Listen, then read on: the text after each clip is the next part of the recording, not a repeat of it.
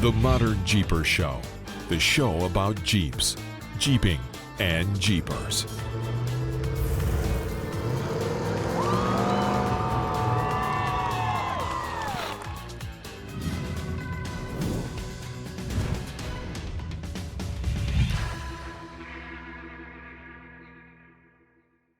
Well, hey, Modern Jeepers, is another episode of the ModernJeeper Show with me, Matson from Metalcloak, and usually I'll be introducing Mr. Modern Jeeper Corey Osborne and Rockstar Jeep Girl Jessy, but as you can see, they are not with us today because they are relaxing and chillaxing in Vegas. Yeah, they're out there in Vegas doing their thing, just kind of relaxing before the Death Valley trip next week. They tried to join us, but somewhere, somehow, they didn't have a quote-unquote signal. Sure, they didn't. And so they couldn't join us. But instead, I got to hear Mr. John Goodby. Now, you guys don't necessarily know John, and I'm surprised after 154 episodes, we never had him on the show. But John is the man behind NorCal Rock Racing, which was one of the original, we'll talk about this, but one of the original ideas of taking a buggy and actually racing it around a track, which grew into what we can see in the world of Ultra 4 and everything else. But as well, John is also the man behind the tracks you see out there at KOH. He's a man behind a lot of the short course stuff that happens. And you guys remember back when Metalcloak was doing the Metalcloak Stampede? Well, John was the guy who was hosting and managing that amazing event and creating an incredible track out there at Prairie City. So, John, welcome to the show. Hey, thanks for having me. Yeah, man. So I did the intro. I did all of it. So we talked about everything that was important. But dude, let's go back to it because I did mention there when you started NorCal Rock Racing. We've talked a little bit about your ideas behind it. Let's go back to when that started. Like, what was the impetus for creating this, which really was at that time was a brand new sport? So I came from, my background is motocross and BMX. I did a lot of racing my whole life, and when I so-called retired, quit, whatever you want, terminology for motocross, I just fill the void. And I had a guy named Rob Cook, which is our announcer when you aren't there, or we're both there. And he's like, you need to get into some rock crawling. And I've been jeeping with my dad when I was a kid. And then as my sports progressed, we quit recreation wheeling. So I'd been to the Rubicon, and so we built a buggy, and I started out the buggy, not the standard Jeep or Toyota. Just kind of went big out right off the bat, and went to Pismo Beach and was going fast in the sand. And I was like, man, someone's got to race this stuff somewhere. So I went to the good old YouTube and the Google back about maybe MySpace, and found a company racing back east and West Coast, was called XRA, and they were doing like some side-by-side racing, rock racing stuff, basically on a BMX track size. So I was like at their West Coast series. So being from Northern California and background and at Prairie City and everything else, I went to Prairie City SVRA and proposed a semi-business plan and pulled out my business background and told them what I wanted to do. It's crazy, but we're going to let you do it. And that was 2007, and we got our first permit in October 12th or 13th of 2008. Wow. And that's how NorCal started. I think our first race out there that we came out and visited, it must have been what? Let's see, what year? So what year did you start? That was 08. So there was nothing else to go off of besides that. And I think he came around like 2012. Let's see, we had. Yeah, because I think you were out doing this stuff, and we started in 2009, so we might have came out and visited 2010. But I don't think Randy, because Randy Avery, we brought him out to be part of that spectator show, and that was when you had. And for those of you who maybe have seen Skills Day videos or stuff, there was a little portion of the track called the obstacle course. This wasn't the big race course, the big Vora race course. John took this little section of track and made this really fun short course track. And it was, maybe what you do 2-3 laps at most.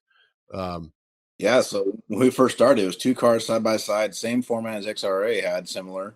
And then we did 1 lap, 2 cars at a time, 1 winner takes it all, and we just basically bracket race down and then have a main. And then like the very first race, we kind of had 1 class, a bunch of guys in Jeeps and Blazers, and just basically my friends. Like we had 13 cars. Jason Shear showed up in his King of the Hammers winning car. Wow. With Lance Clifford as a co-driver. So I think even Kevin Yoder made the very first one. Wow. So yeah, it was crazy. And then I think we went in 2009. We did then we added, that was one race in 08, and in 2009 we did a 3-race series in that same area. And then the second or third race in 2009, I was like, man, we should do 2 laps. So then I cut that course and we added a second, like, to make that second lap for the mains, Right. I think we had, whatever, 15, 20 cars, still the same quantity, Yeah, so it was crazy. That was. And these are, you guys got to go back to look at the cars. I mean, the cars that we have now can cut these kind of corners, but we're talking really sharp corners.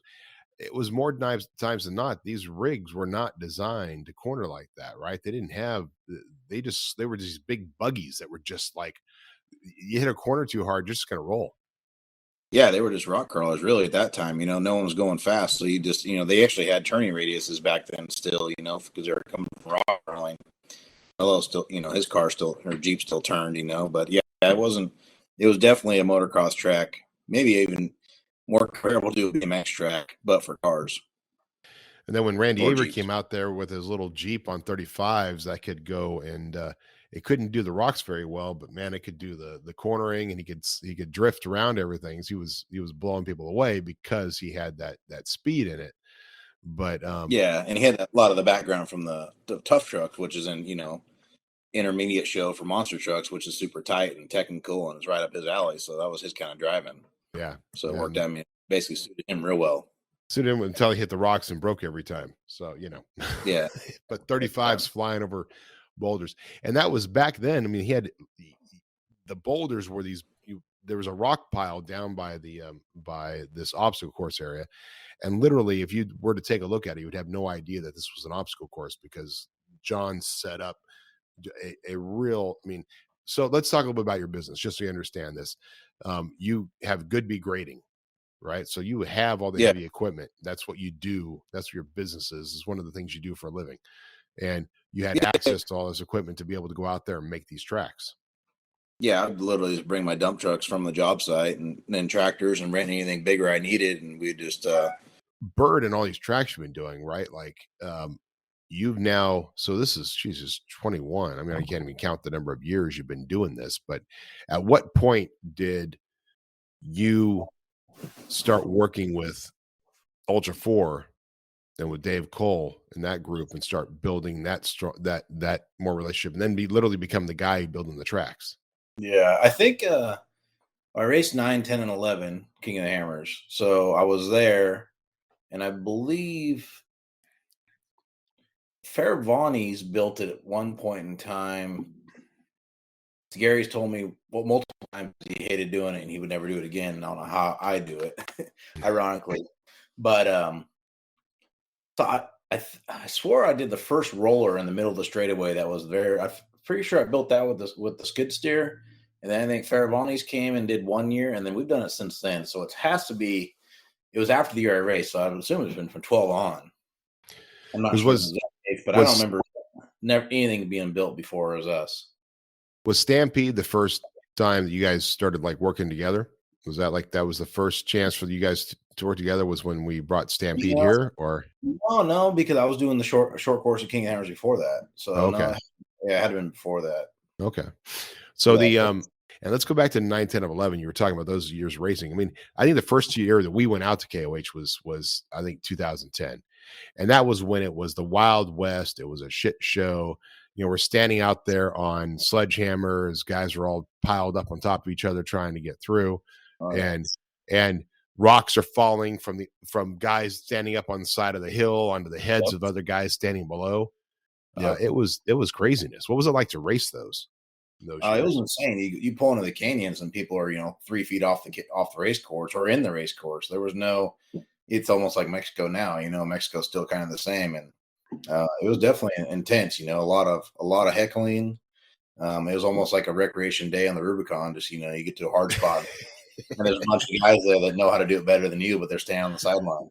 1,000 spotters telling you how to run your race. Exactly. It wasn't the rule back then that only the attendees, or the spectators could help you roll over your rig? Like you? Yeah, I think you could have outside assistance, but only from spectators. It was something weird. I don't even know if I even read the rules back then, if there was a rule book. I was just there to go, you know. It was whatever Dave's whim was that day. Unfortunately, yeah, that's probably how it was. Well, Jeff Knoll was involved back then too, so yeah, that's true. Yeah, too. So it was always interesting. I remember I had an LCQ qualifying run, and they stopped me at the bottom of the back door because the recovery took longer, and they literally like, we're going to start and stop your time right here. I'm like, can't I just go restart? And they're like, no, that'll be good. We'll get it all figured out. So I sat at the bottom back door in the canyon with everyone on each side of me, waiting for them to recover the guy so I could finish my qualifying run. And it was like I had a broken front axle, and I think Dave or Jeff or both of them are like, man, you're not going to make it. I'm like, I'm going to winch. And they, but you're never going to make it up the sandhill. I was like, I'll make it up the sandhill. Like, there's no way, not in 3-wheel drive. And I was like, I remember, and I remember we winched the first line, and I think I might have winched the second line. I left Ian Jorgensen, my co-driver, there, and I was like, I'm out of here. I'm going to see you at the finish line. And I made it up the sandhill and made it down the backside. And you know, Dave said I'd never make it, but I did. So I didn't make the race, but I made the qualifying run. I think that's the year. That's 2010, I think, because I got the hard luck award. I was the last person not to qualify. Oh wow! So Dave's like, you know, that's back in the day when, you know, there was 100 only 100 guys qualified, and that's it. You couldn't. There was no other way to qualify. You got your spots from other races, and you get the LCQ, and LCQ was, I mean, I think it was like 60 cars, and they took 20. I mean, it was the most intense qualifying there ever was, and I just remember being not making it. You know, I think I blew a front right tire at the top of the bottom of the sand hill, and I finished qualifying run in like 42 minutes. And then Friday morning, Dave's like, just be ready. He's like, someone won't make it on the start. Just be ready in the morning. So I get up all jazzed, ready to go, and everyone went off the line but me. Oh man. Yeah. Was that the year of the Pirate had the big, they were doing all the streaming, and they had the van came out, and Eric yeah, I believe, Camo, and I believe they were doing all that, and Todd and all those guys, all the old school crew was over there with the satellite. I think Eric bought the satellite for the back top of the van. Eric Morales. Right. Yeah, that was the year, I think so. Yeah, I know there's a picture of me on the stage with the Hard Luck Award with Greg Mulkey, and Charlene Bauer was like the official photographer back then, or the only one really. And I remember there's a picture of that. I think it's 2010. I still have it. It's hanging in the shop somewhere.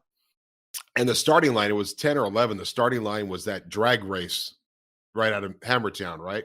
Yeah, 10 was the year that Brian Deegan. I think 10 was the year that Brian Deegan showed up and got a little sideways on that roller and almost wiped out the whole crowd. Yep, so, I remember that. I was like, you're standing there and just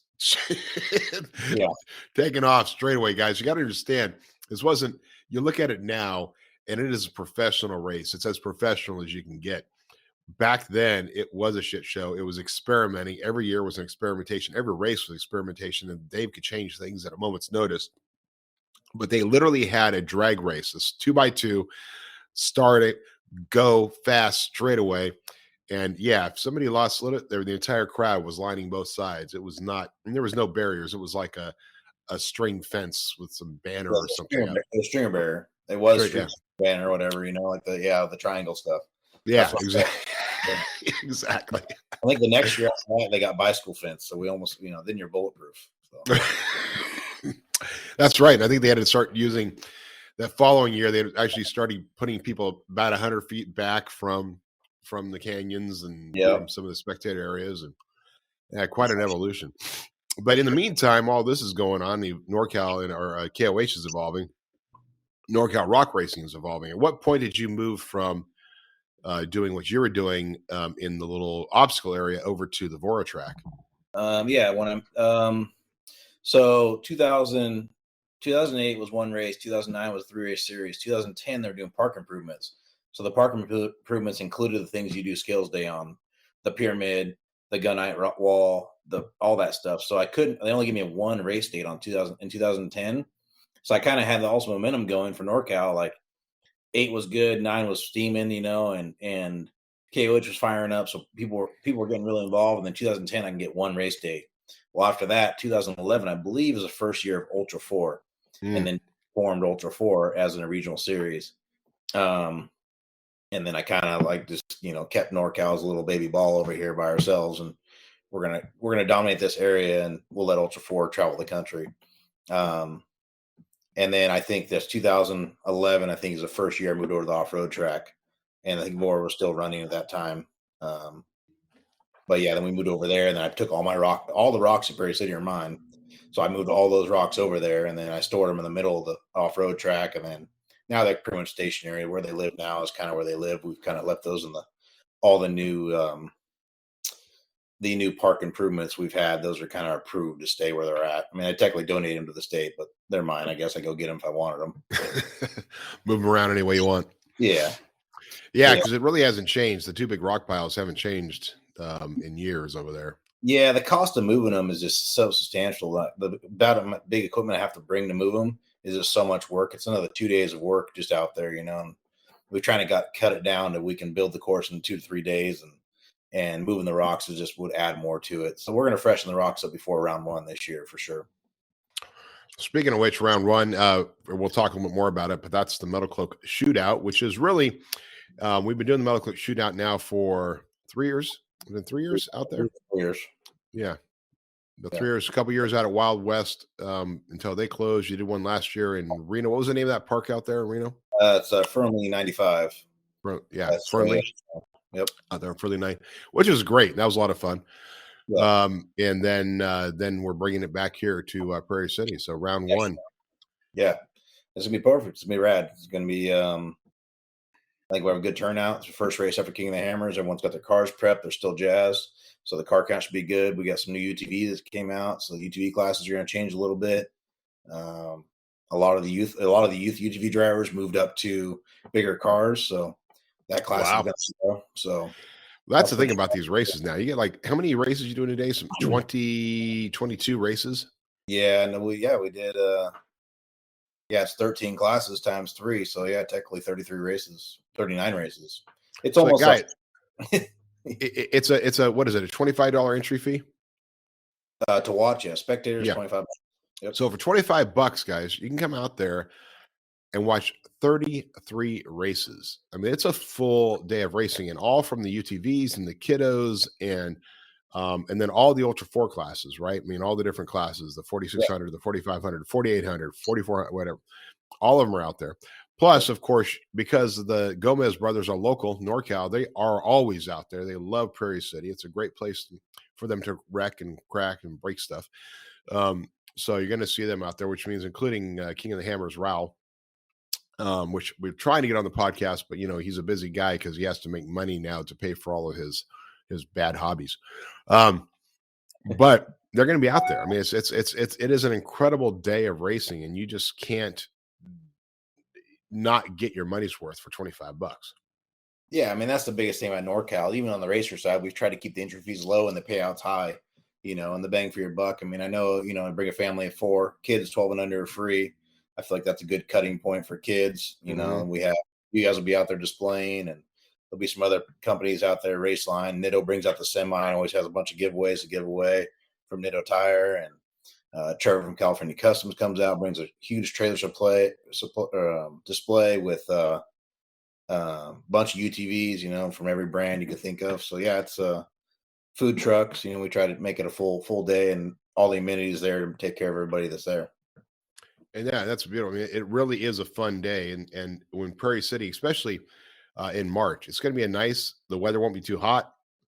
It'll be a perfect day to spend with the family. And it just, again, and when you get down there, and the great thing about that race is I think it's one of the few in general, the great thing about Stampede, when it was an Ultra 4 race, was one of the few Ultra 4 races that were spectator friendly, where you can sit there and stand there and watch the entire race and see all of the action going on, as opposed to, hey, they're off someplace. Now they're back. Hey, they're off someplace. Now they're back. Yeah, I mean, that's the advantage of short course. That's why everyone's like, man, you can do another race here, or do something over there. I'm like, you can't see it. Like, I'm a spectator-based promoter. Like, I want spectators to have something to see, and I want the racers to race in front of something. Those like the two biggest things. When we built the new track at Fernley, the same thing. I feel like we call it, Prairie City on steroids. So same concept. We're working through that park over there. We need some better water, but yeah, Prairie City is amazing, and it's close to town. If you want to go to town and get regular lunch, it's a 10-minute drive each way. So now for you, for Fernley, are you going to be doing more stuff out there? Yeah, we're working on it. The water supply is real bad up there, so just got to work through the water supply with the owner, and we get some better water up there, then we can definitely go back up there and race again. Just make sure to keep the track wet and not create too much environmental dust issues. Yeah, yeah, it's really a spectator thing, you know. I mean, you were up there announcing, and it's hard to see the cars when it's dusty, and if you can't see the cars watching, the drivers can't see each other, so Right. it's cause short course crashes that could be avoidable. And if we have water, then that track can be amazing. But until we get some real water up there, we're gonna have to put that on hold for a little while. Yeah, that makes a lot of sense. We've had plenty of times with Stampede where there was water, no water. There was water from rain, the muddy days. I love all those images. Yeah. So, okay, going back to kind of the evolution of NorCal. Yeah. At what point did you go in? Because you started doing side by sides early on, and I think they started kind of growing into it. And then all of a sudden, you created NorCal side by side as its own kind of series. It starts out merged, but then it has a few more races. Yeah. Because I mean, the big cars can only, if you're going to race NorCal and you're going to race Ultra 4, there's only so much money and time you can do to prep those big cars. They're so expensive. So with the side by sides, they're a little more economical, and the guys think they can race every month, but they really can't. I mean, so what we did is I just added 2 more races, so it's a 5-race series total instead of just 3. And then those guys can run a little longer. Like I said, it's a little more economical to race those things more times a year. So, so I just gave them some more races, so it's easier. Yeah. Well, how many of your guys are crossover between like doing the big races and doing the side by side? There's probably like 5 teams that race big cars. Brendan Thompson has both. There's the first one that pops off the top of my head. I mean, he brings out like 7 cars, between him and the kids. And he's got a new, and he has a twin to Raul's new car that just won King of the Hammers. Oh, wow. But there's 4 of those cars. So JP has a new one coming, same as Raul's. And then Brendan got one. And then I believe Brendan's brother, Justin, has one too. So there's 4 of those. Like, yeah. Wow. 4. So. Wow. Yep. Yeah, that car is pretty freaking amazing. It's crazy, we could talk about that an hour later, but Raul, the new car is amazing. Just shows what's coming out of that shop and what the effort those guys are putting in up there. How different? Talk about the car. How different is it from what they were running before? So the twins that Raul and JP run right now, or we're running, they're 6 years old. So Joe Thompson from UFOs had all this time to re-engineer and fix. He's built some cars in between. And the new car is just like, it sounds bad to say maybe unlimited budget, but I mean, like, if you were a fabricator and you wanted to build everything you ever dreamed of, that's what Joe built. Wow. And it's insane. I mean, there's this from upper billet A-arms, solid billet A-arms, billet trailing arms, titanium links. I mean, 1,100 horse trophy truck motor. The steering geometry is insane. I mean, it's the best of the best. I mean, I don't know what else you could throw at it, really. The car's amazing. Yeah, well, it's GBR. I think I first even heard the term GBR probably at Glen Helen. Like, I was watching a live stream of Glen Helen Raceway I don't know how many years ago it was, and I kept seeing the little, hey, how's GBR doing? How's GBR doing? I didn't even know these boys, right? and there's some trying to figure out who that is, and then Gomez Brothers Racing, okay, and great, but what an incredible group. What an incredible family. One, right? Sure. Highly competitive, very successful with their business, Mountain Enterprises.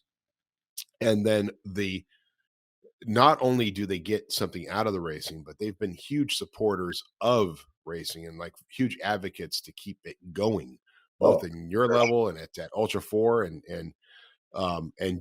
but they're also like the ultimate entertainment, because when they're on the throttle, these guys, you understand, if you haven't watched one of these races, these guys are constantly going after each other.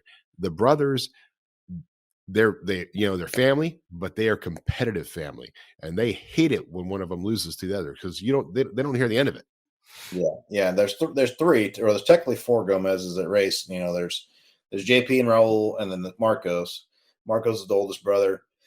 he's not a big fan of short course. He pretty much likes King of the Hammers and Ultra 4 Nationals, and he'll make something in between. But he's real busy with the business. And but JP and Raul, they battle. They battle at all my events. They battle at all the Ultra 4 events. I mean, it is in the pits. If you just put recorders on those guys in the pits, you'd be like, it doesn't even make sense. They're so out of control. But they're amazing. All of them are amazing. Then you got Raul's son, Darian, and now he's in Raul's old car. Oh, really? Yeah. So Darian's gonna be a threat too. I mean, and he, they made him work through the ranks. He raced UTVs, and then they got him a big car, a leftover car. Then they got him another leftover car. Then they bought Fairvani Senior's car, and that car was kind of a little bit of challenge for them. But now he's in Raul's proven, car. I mean, that car did second at King of the Hammers 2020. I mean, that car. Right. I mean, he actually. I mean, he won my last round last year, I believe. So Darian did? Yeah, Wow. No, Raul did in that car. Raul did. Yeah, with that. But JP's like a 5 or 6 time NorCal champion. Mm-hmm. It's insane. Yeah, I don't know stats, but it's a lot. Well, and they've been through it all. I mean, JP had that major back injury out at NorCal, or was that at Nationals, or was it? No, it was here. It was on that section in the back. Yeah. Yeah. Especially when we quit running. Was that during Stampede or during? Or was it during a NorCal race? I forget. I don't know. I don't remember. I know that. I remember the recovery, and the recovery guys are working, but I don't remember if it was mine or an Ultra 4 race. Either way, I mean, he worked through that, and he's back at it, and did not ever lighten up on that throttle. No. I mean, all 3 of those guys. Well, and Raul. I mean, Darian. I mean, all 4 of them are wheelmen, but JP and Raul. I mean, they've excelled. Really, really far. I mean, every race we go to, Ultra 4 or mine, they're battling. It's really cool to see. They're all sole drivers, right? None of them have navigators. None of them have co-dogs. All single seat cars. Yep. Which is just an insane thing. I mean, for the short period of time I raced, it was like, it's kind of nice having the responsibility. It's all on you. It's worry about anybody else. But then when you do have issues, you do have things, it's all on you. Oh yeah. Yeah. I mean, at King of the Hammers, Raul got turtled out on a rock in Sled. I don't know where it was, but we're watching the live, and he gets out and he's winching, and he's in the lead, or him and Jason are close to each other, and he's on the rock for like 9 minutes, and we're like, get off the rock, run around, taking the head off, trying to winch himself out and then get back in the car. And it's just like, you got to, get your winch back in. This is so much work by yourself, you just pray you don't lose a tire, have to change the tire yourself. But yeah, Raul, he's a machine right now. It's he's one to beat for sure on all levels, all races, including, I mean, he's getting a lot faster on the trophy truck also, which most people don't know about that program, but yeah, that's right. They do the trophy truck too. Yeah, he's going fast in the desert now. Wow. So yeah, it's a program. Well, and it's what these, now I've heard that UFO builds these cars, like the way they're built. I mean, they're heavier than most Ultra 4 cars. They're beefier than most Ultra 4 cars, but they're built because they're built to handle the kind of racing that the Gomez brothers, and the kind of abuse they put on it. Yeah, it's definitely the abuse.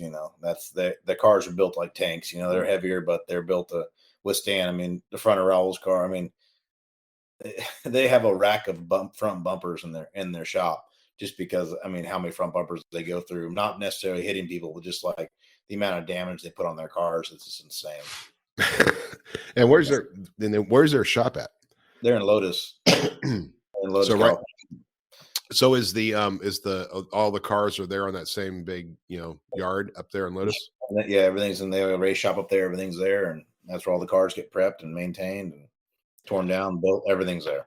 Yeah, guys, up in Lotus, there's this big yard. It's where all their equipment is at, and a bunch of their stuff, and just one of their, I think, many offices they have. But if you go by there, the main offices looks like this beautiful lodge. I mean, it's a multi-story lodge. It might as well be on the side of a snow-capped mountain. It's incredible. Yeah, the new office they just built up there is amazing. Yeah, Marcos, that's his pride and joy. Marcos loves that stuff, and that's their new building. Yeah, they haven't occupied yet, but it's definitely amazing. The race shop, I mean, they split it between real work, so the mechanic shop's real big. It's like 300 by 100. Like it's a big shop. Right. Wow. But all their real work, real business is there, So Yeah, and again, just how humble they are when it comes to just being good people and really real advocates for the sport. So, and as far as I know, I mean, there are guys that race for NorCal and there are guys that don't. You got guys like Jason Shear who basically wants to do one race and he focuses on King of the Hammer. Yep. And it's been a while since he's come out to. I mean, he came out to Stampede a couple times. It's been a while since he's run NorCal, right?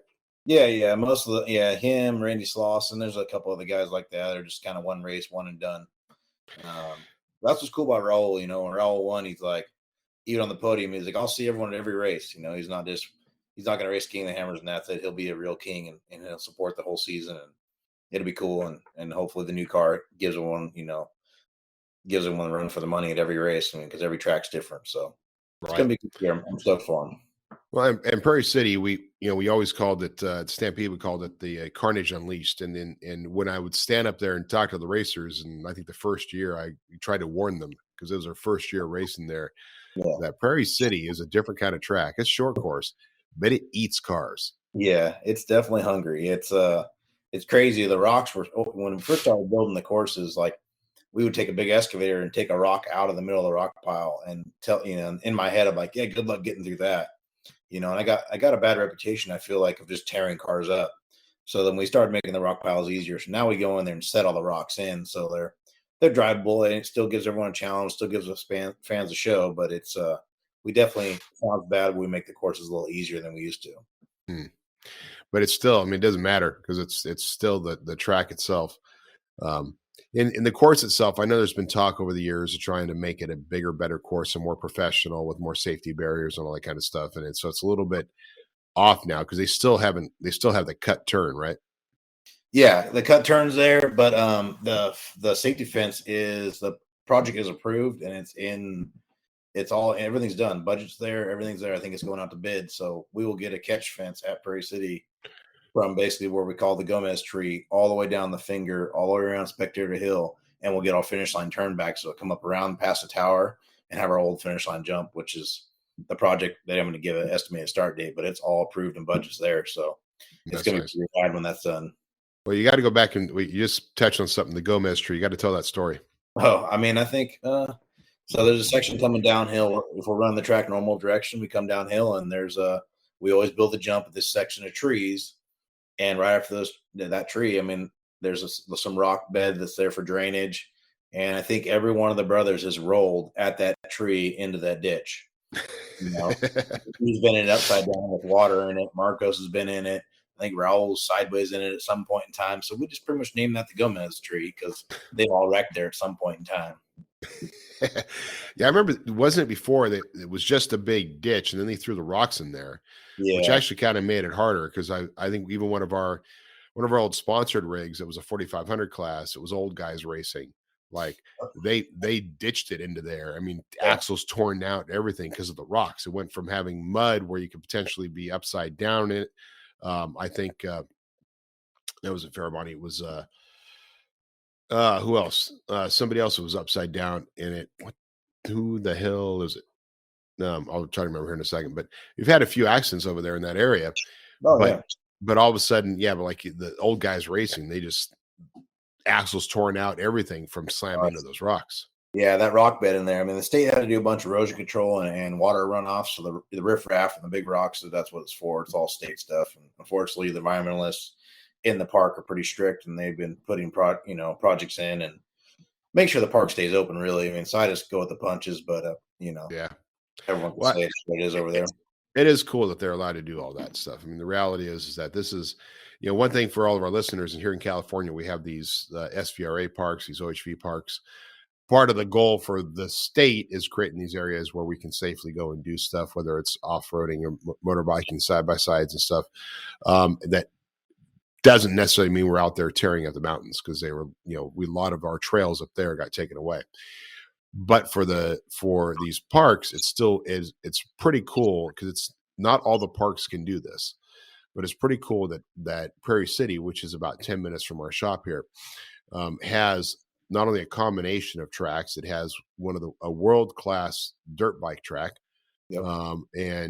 which is That's and Hangtown happens out there. And Hangtown is, everybody knows Hangtown. It's one of the world's most famous races. To be able to, the Vora track, which I think now we're just calling it the NorCal track because Vora is pretty much gone.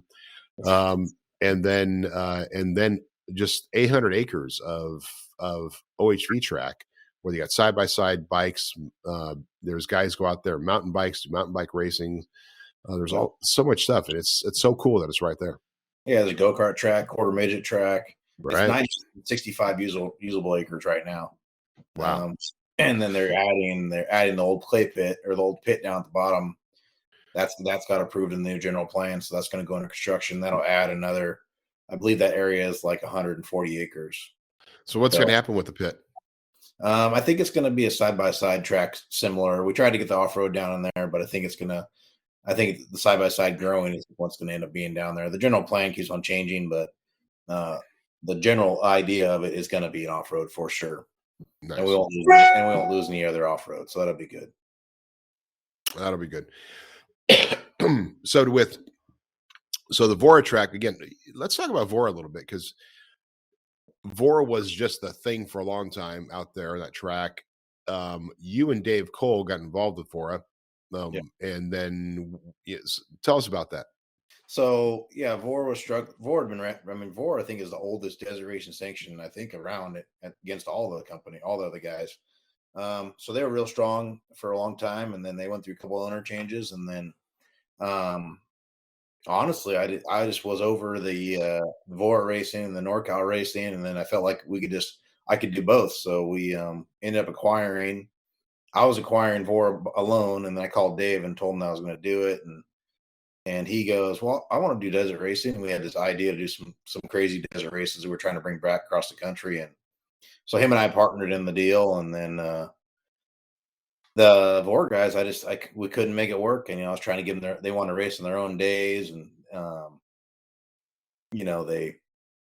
it just didn't work out for us. They didn't like my format, they didn't like my racing. They want to go out there and burn 100 laps and, with 3 cars on the track and burn a bunch of fuel. And, we're there to put a show on at the same time. And I'm trying to have fans in the stands and not lose them. And it didn't work out. They were all old school. They show up in the pits and they would take like 17 spots. And I'm like, hey guys, like we got 120 cars coming today. Like we need to, sharing's carrying around here. We got to be, tight. And so it just didn't work out. And then, so Dave called me one night and we ended up giving back to BJ Butcher and Laura Butcher, and they're locals and they grew up in Vora. Their family was involved in it ever, and they're still kind of putting away. I mean, I don't know what's going on. I think they have a desert race this weekend, maybe, but yeah. So that was it. I mean, Dave and I couldn't do anything with the desert. We couldn't add any more. We couldn't add any more events to our schedules anyway. So the desert I think we had a dream of like Barstow to Vegas coming back and like just some old school stuff, but it was just too much for us. We didn't have any more time in our schedules. Well, I remember that. I remember when I was out there announcing it, it was the discussion. Like you had these old Vora guys that came down. All they wanted to do, as you said, they wanted to burn fuel. Yeah, that was literally their statement. We're just here to burn fuel, man. Let us race, because they don't get a chance to use their cars. And there were some crazy cars. I mean, it was everything from your mama's pickup truck to some home built jalopies that they were pretty fast. They were fun, but it was some crazy stuff. Yeah. The problem with desert races, even if you go to watch a desert race and even modern day, like Mint 400's coming up next weekend. I mean, they'll have 16 classes, but some of those classes have 2 cars in it. And in a short course race, you can't do that. It's like watching the paint dry. So when you're doing a longevity race or endurance race, and that's easy, you just let them go out in the desert and do their thing. But on a short course, when everyone's sitting there watching, it doesn't work to run 2 cars on the track. Unfortunately, it's not even a business model. It's just nothing. It didn't make sense. I mean, unfortunately, I tried, but I'm glad they're doing their thing, and they added UTVs to their program like me. And, it is what it is. Competition's good. I don't know if they're necessary competition, but they're doing some events still. Well, that's cool. Well, so it's quite an evolution. All right. So you've gone through, we built up Ultra 4, helped make it famous. I'm sure, you were a big part of it. And in doing that, I mean, you're out there actually designing the tracks. You were going cross country. You're still going cross country and building some of these other tracks, or is it? Yeah. So for the last, I mean, since Ultra 4 went to any new locations that had a track build, it was usually myself by myself, or Bird and I went out. So yeah, we did last year. We did Sturgis. I've been to Oklahoma. We built the national short course in Oklahoma like 4 years ago. I've been there a couple times back there to prep and do some new builds. I mean, pretty much everywhere. And at one point in time, when I bought my transponders, I was doing all the timing and scoring for them. So I was going to every race. So that added a whole nother element to my schedule. So. Yeah. Yeah. And of course, you were getting paid good for all that time, right? Oh, yeah. I retired. You didn't know. Yeah. I'm all retired now. So yeah, we've done pretty much everything, and then we do some other builds from some other companies, some pretty cool projects across the country. So, well, yeah. Well, let's talk about Holley and Ellis Fest.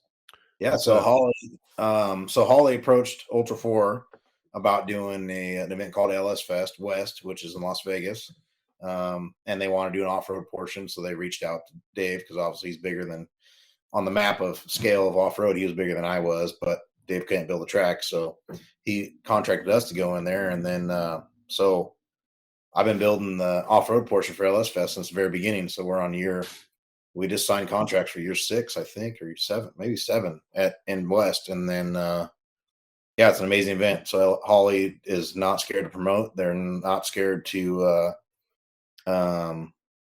take the risk. Yeah, they definitely don't mind taking the risk. And so their LS Fest, they inquire. It's drag racing, it's drifting, it's autocross, it's a car show. There is Optima, the company that puts on Optima Streetcar Challenges. They're doing all the autocross, and then we add off road. We try to have a lot of Ultra 4 there, but it's kind of hard to bring those guys out to demos. So we have a big crew called Terror Crew. They do like some Ford Rangers and the whole pre-runner crowd. But we do a pretty good show. Blake Wilkie comes out, and it's pretty rad. So we do basically build a big demo with big doubles, and they do big gap jumps, and they get a bunch of content, and people have a good time. Wow, that's pretty cool. And it's so, is it audience participation, or is it like just people coming out put on a show for the audiences out there? So LS Fest West is put on show more or less, like similar to a monster truck show. We're doing more or less demos. Sometimes we do some bracket racing if we get some cars, and we do we do $100 grudge matches. Everyone calls each other out, and we did it under the lights last year, which was pretty rad. But so last year they added me to their program for LS Fest East. So we didn't go to LS Fest East, but we went to Ford Fest. So same format. Drag racing, autocross, drifting, like Von Gitten's there with his Mustangs doing drift demos. And oh, wow. But it's in Bowling Green, Kentucky, in their hometown. So it'd be just like us racing here in Sacramento. But Holley's based in Bowling Green. So it's 30,000 people in this park. So for the Ford Fest, we added with the Bronco release, obviously, we added a off-road section. And so in Bowling Green, like imagine Kentucky, all rolling green hills, just really amazing, right? And this park has a amusement park, and a drag strip. The drag strip's been there. The old man he's 90 something years old. That's there, and he was telling me it used to be dirt. So that's how long this drag strip's been there. Wow. They'd never done anything off road. So I went out in a pasture with a dozer, and Bird and I cut an off road course in a pasture that's only ever been used for parking, ever. Wow. And in Bowling Green, so there's a lot of, you go back to these, eastern states, and there's not a lot of change in those states. They're pretty much set in their ways. So I got a lot of Kentucky locals, I guess excited, you would say. I mean, they're like, they would come in and be like, "Oh my gosh!" They're like, they're doing something new. Like it was like the internet released, like it was crazy, like breaking ground, and it was crazy. The old man, it's the old man that owns it, and then the grandson operates. So the grandson's like, okay, when he comes around, just whatever, just watch out. He'll see what happens. He could be mad, could be happy, you never know. So basically, the first phone call I get is, "Hey, they unloaded the dozers in the wrong pasture." I'm like, okay, well, no big deal. I'll go get it. So I go over there, and here's old man in his truck shaking his head. And I'm like, okay, well, when the guy unloaded the dozer, he turned the tracks and left a bunch of grass torn up. So he's like, you need to back drag that. And I said, well, if you back drag with a big blade, you're going to scrape the grass. And I'm all, let me just push it back in with my feet, and then I'll track it in, wheel pack it in, track it, pack it back in. And he's like, shakes his head and walks away. I'm like, oh, we're getting kicked out before we even started. I haven't even peeled the session grass yet. So as the days go on, he comes over and it's kind of, we're on a hillside, so we can have a spectator view. So he pulls up in his truck, he's watching. We go up there, and I'm like, how's it going? What do you think? And he goes, I don't know. He's like, for a bunch of retards, he's like, you guys didn't do too bad of a job. And like, what do you say to the guy? You just, all right, thank you, sir. Have a good day. So, and our specialty for me is same at King of the Hammers. We build it's flat ground. It's a lake bed. You can't see anything. If you watch videos of King of the Hammers, you see the big short course, the big Talladega turn. That's, 300 feet long. That's 10 feet tall. Like, none of that's there. We build that from scratch. It's all flat ground. So my forte is, and what I get hired for, I think the most, is we're able to build and put it back like we were never there. That's my biggest thing. So that's what Bowling Green was supposed to be. We're supposed to regrade it back out, and then they call it sowing the grass, replanting grass. And and next year we'd start over. Well, by the end of the weekend, they were so happy with everything, how everything went, we got to leave it. So wow. Yeah. So all the content you see, like the Ford Bronco and Von Gittin Jr. and Lauren Healy, all that stuff at Ford Fest that's everything we built last year. Wow. So it's still there this year. And now we've been contracted to go back for LS Fest East and add off-road to that. And then now they have a Mo Party, which is like Mopar. So I think we're going to add Jeep to that. Yeah. Mo Party. Yeah, I like it. Jeeps to that. And then this is back-to-back weeks, by the way. So the whole month of September, if you need to find me, I'll be in Bowling Green, Kentucky. Wow. So and then we take a week off, and then we have Ford Fest. So I got 3 events back-to-back in September with them in Bowling Green. So I might as well just move to Nashville or something. Might as well. Tennessee, get out of California. What the hell are you doing here? There's big bugs there. I don't like it. Mosquitoes and stuff.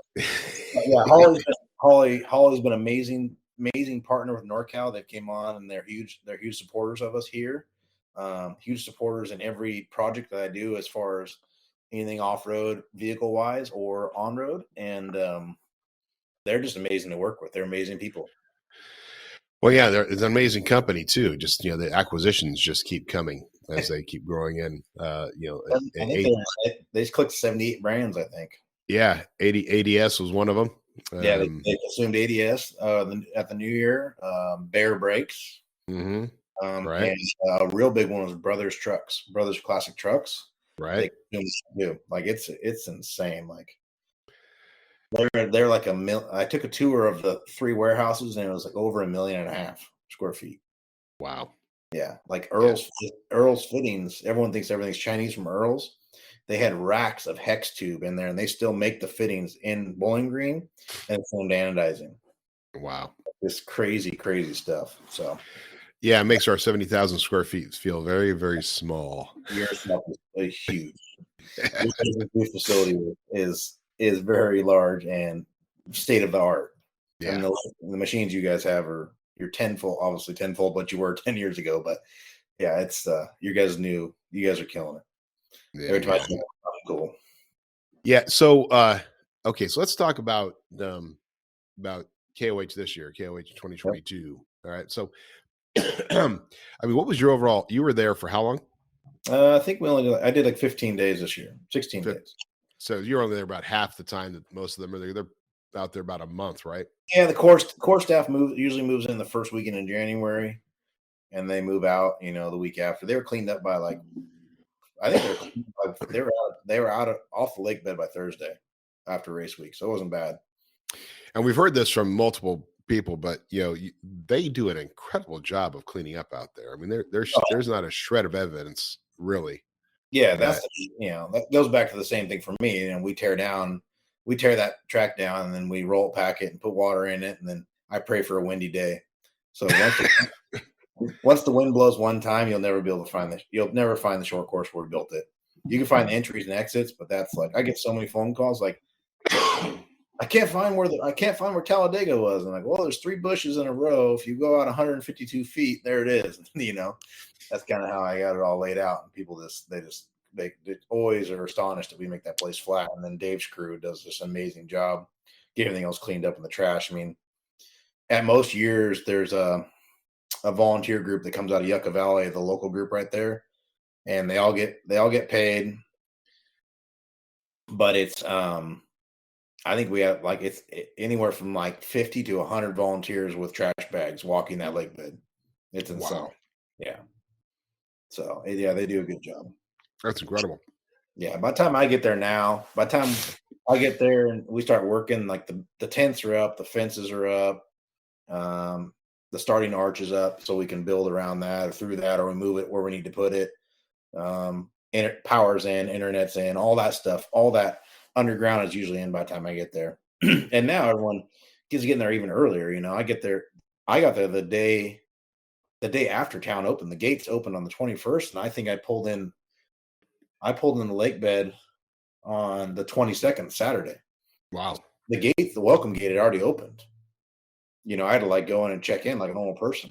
That's one of the problems with us. That's one of the reasons we just don't go anymore, right? It was one thing when you could show up on a Tuesday or Wednesday, have your booth open Wednesday, Thursday, part of Friday, watch the race, and then go home. Yeah. But to commit the sales team and the staff and everything to go down there, show up on pretty much Friday, and then through Saturday of the following week, to be able to catch everything, just to be able to get in, because you can't get into Hammertown once everything starts going. It's impossible to try to figure out how you're going to pull your RV and your booth in. Oh, yeah. The amount of blocked off space now this year is just insane. I look out there and there's just stringer banners or caution tape out in the middle of the desert. And all of a sudden I'll be driving down Boone Road to go do some work. We did a bunch of work at the welcome gate this year again. And we'll be driving down Boone Road and there's just a tent in the middle of nowhere on the right-hand side and they just literally send GPS coordinates to the tent company and they go put the tent up. And then you show up and you park around your tent. It's insane. People are spending, I think the biggest tent I saw out there was 30 by 40. But really you split that up between a bunch of guys. You got a clean area out of the wind. It's really smart, to capitalize on that. And a lot of teams are camping outside of town now too. Really? Right outside the fences, just keeping their pits inside, but camping outside, or they're not even pitting outside anymore, really. Oh, really? For the hot pit, but that's it. There's a lot of teams outside. It was pretty crazy. Wow. So Phil Licciardi was way out there doing shock tuning, and he was pretty close to the welcome gate, and there was people all out there. It was insane. There's some insane numbers for attendees too. Yeah, they broke some records again. Sent merchandise is. They did a separate hoodie order, I think, midweek because they ran out of hoodies. And I don't know what their numbers are, but I think that they up their percentages, 10, 15, 20% every year on different merch items. So it's an animal. It's a town inside the middle of the desert, It is. So on race day, obviously you were involved in all the different races and stuff, but we'll talk about the main race on Saturday, which it's a pain in the ass for me because it used to be Fridays, even when we're not down there, at least Fridays we're sitting here, doing some work.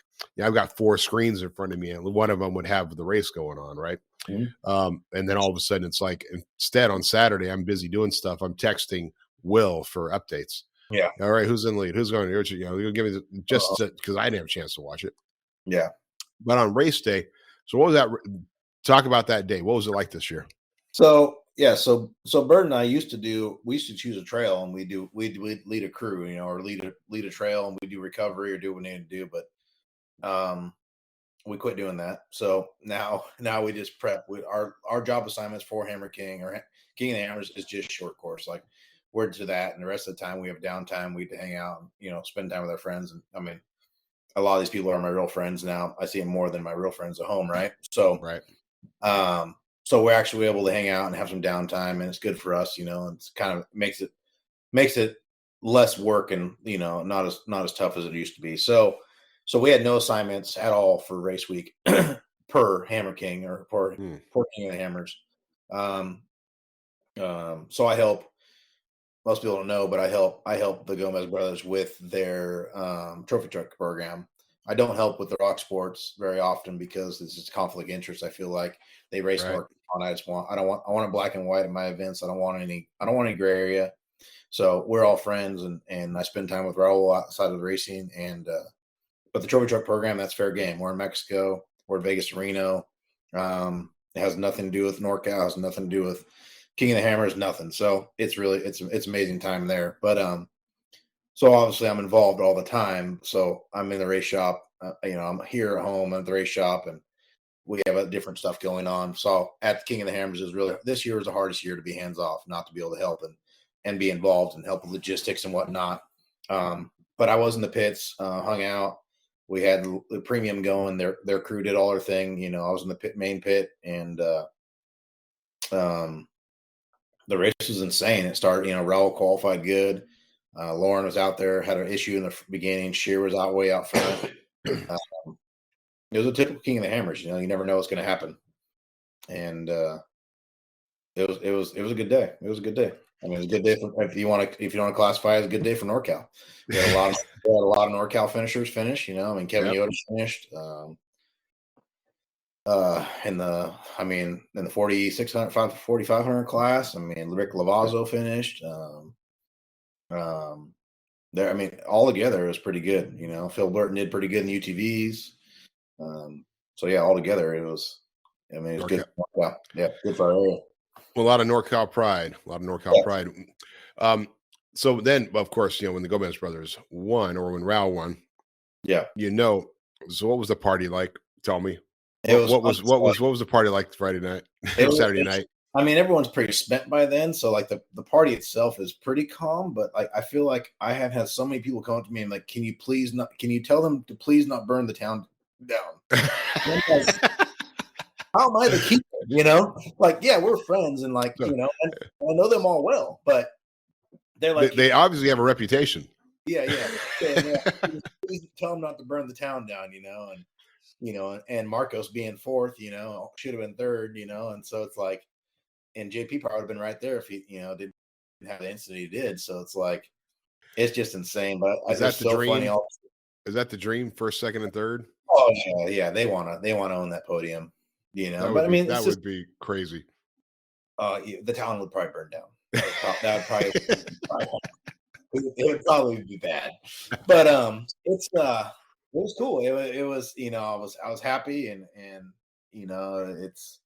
it's happy. Everyone puts effort in. Like, it doesn't matter if you're on the lake bed, you put effort in. It doesn't matter if you spent 10 grand, you spent 100 grand, you still spent everything you had. You put your whole heart into it. So like, to even make it to the lake bed and make that starting line, like, it's an accomplishment in itself.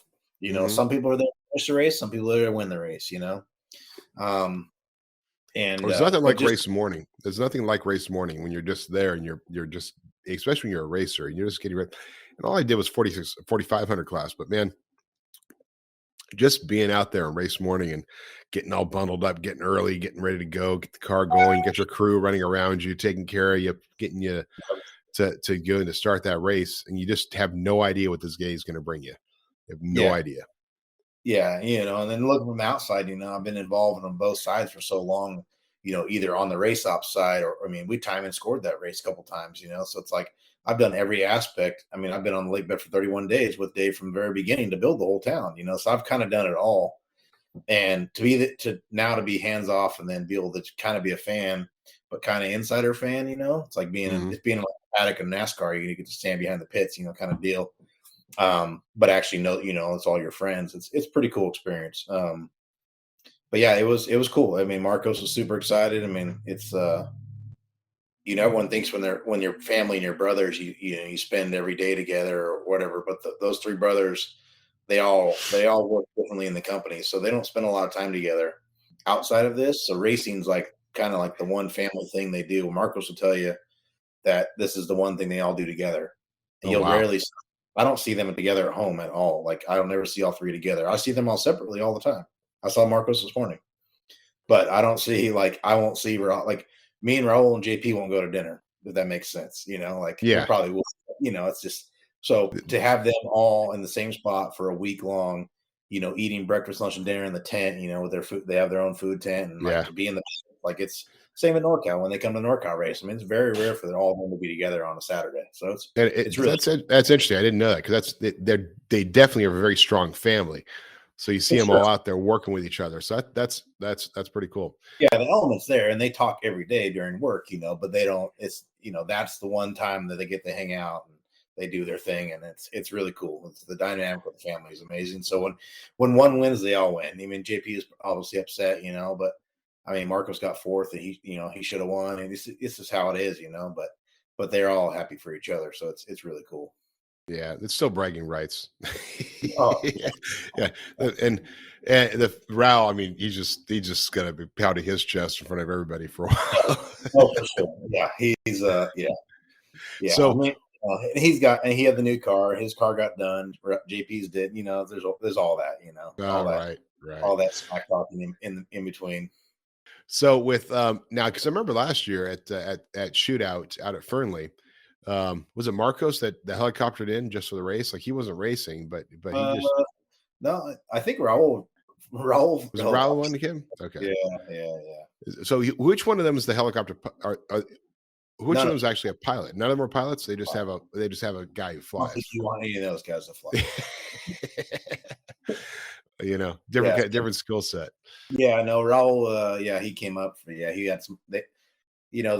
Their work is high demand, so sometimes they're on call 24/7. So sometimes some programs going that there's not available. So but they love to race, so they do what they can to make it work. So sometimes comes in. Did you know them back when they got started? I mean, when they first started racing? I've known JP and Raul for a long time, kind of like through intermediate friends. But I mean, I know the story of their lives more or less, But I know them back then. Like, I probably when they started racing is when I really got to know them. Did they were they well, this will be one of the things we'll be asking Raul when he finally gets on the podcast. But cool were they race? I mean, like you? Did they have a racing background when they were kids? No, they cut trees.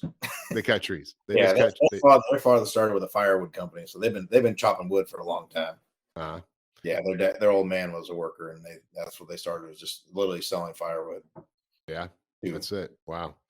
From there, building it from there to what Mountain Enterprises is today with some 3,000 plus employees. I don't even know. Yeah. Can't even. You drive around Aurora County, and that's all you see is mountain trucks. I mean, so just, I do all their stickers, so I know there's quite a bit of stickers. There's quite a bit of trucks out there. Well, yeah, Cloakworks just moved from our facility here in Rancho Nova up to Placerville over on Automotive Court, which is right next door to another one of their facilities, one of their offices there. Yep. Yeah. And they are all over the place. It's insane. Amazing. Well, hey, let's talk about the one other thing happening. Of course, we mentioned it already, was the Metalcloak Shootout. So Metalcloak Shootout comes what date? It's March 25th and 26th. So as we said, this is kind of, in our intention, this is the replacement for Stampede, and Stampede pretty much disappeared in 2020. That was because of COVID. It could not happen, and then they moved on to other pastures, and we have been doing the Metalcloak Shootout with NorCal since around that time. I don't know if we did it before then or right around there, but for us, we want Shootout to be like Stampede was. Prairie City is an incredible place to do a race, and it's a great place for spectators to come out. And there are people coming from all over the region, all of NorCal, Reno, and Everett, just to come out and watch these races. So in the caliber of racers that you're still going to have, I mean, how many 4,400 cars do you think you'll have out there?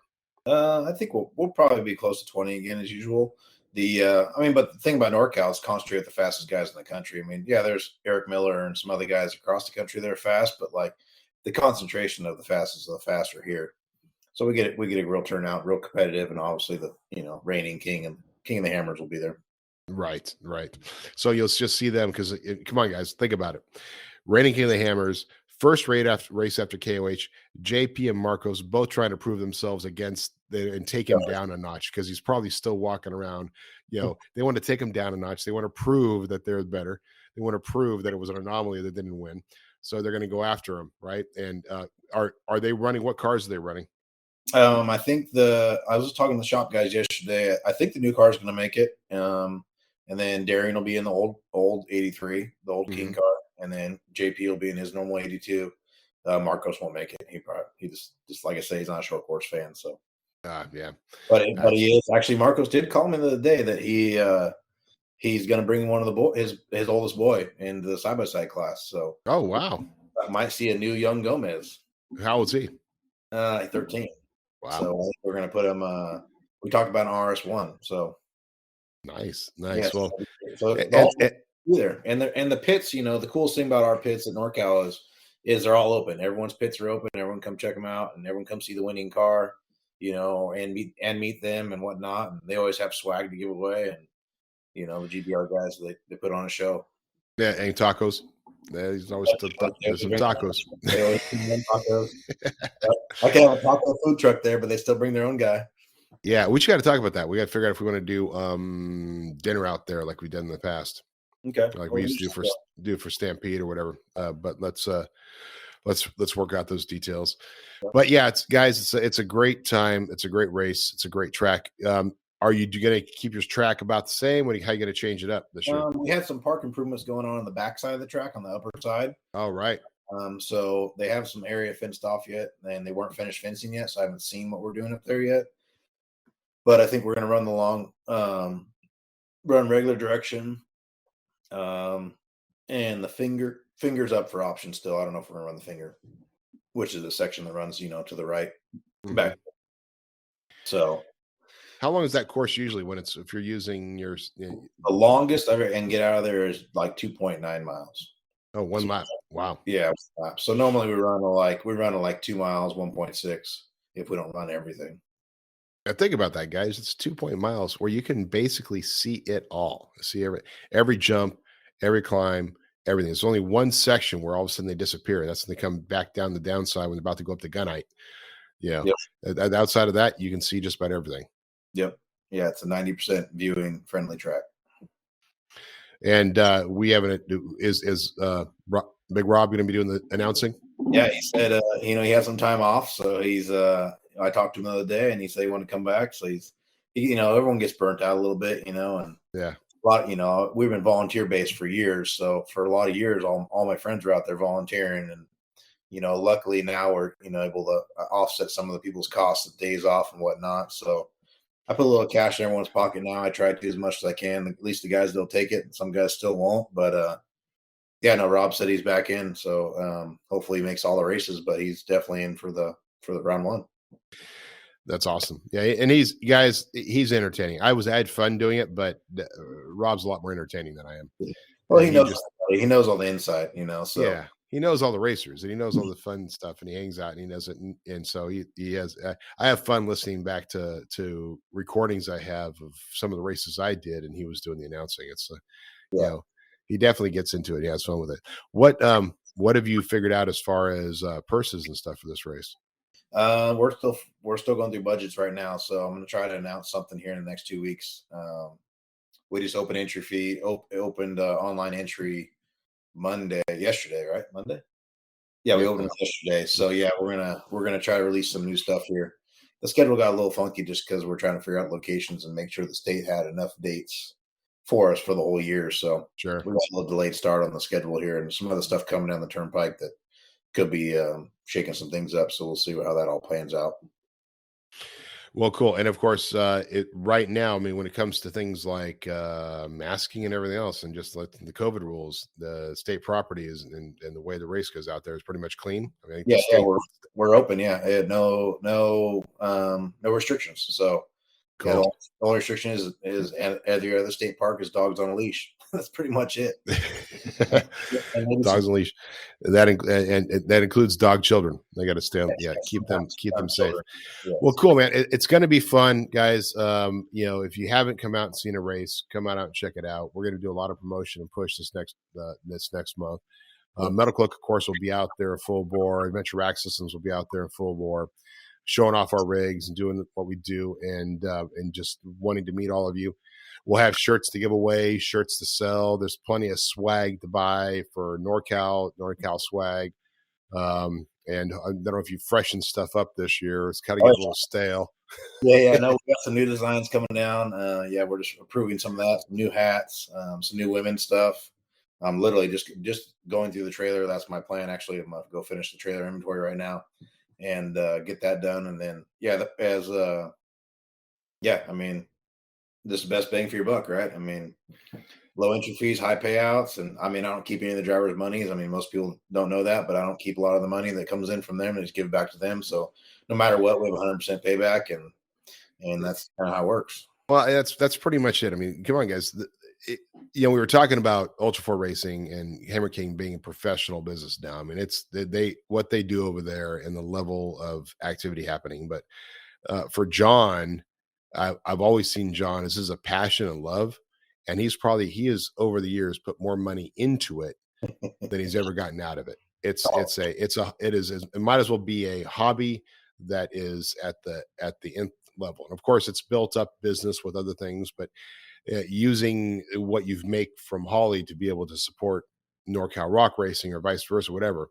But you are, for everybody out there, if you're interested in racing, it's a great way to enter. It's a great way to try it out. It's a great way to go in because it's open to everybody. You don't have to be, you didn't get tech inspected and everything, but you don't have to be some, $100,000 rig to come out and race.